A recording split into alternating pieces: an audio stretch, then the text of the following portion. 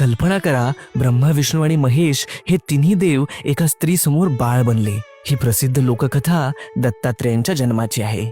अत्री ऋषी आणि त्यांची पत्नी अनुसया दोघेही महान तपस्वी. अनुसयेचे पतिव्रत्य इतके प्रचंड की त्रिलोकात त्याची चर्चा.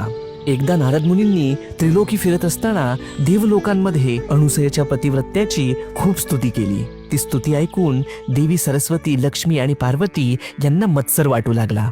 आमच्यापेक्षा कोणी श्रेष्ठ? त्यांनी आपल्या पतींना भाग पाडलं की जाऊन अनुसयेची परीक्षा घ्या.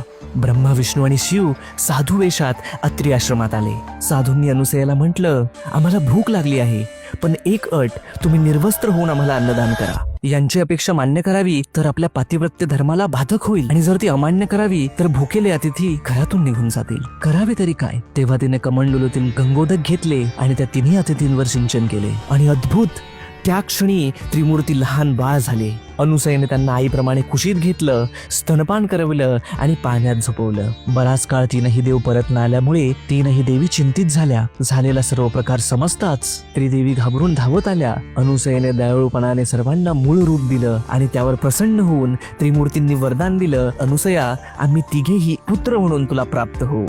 आणि अशा प्रकारे जन्म झाला त्रिगुणात्मक त्रयमूर्ती दत्त भगवान यांचा. श्री गुरुदेव दत्त.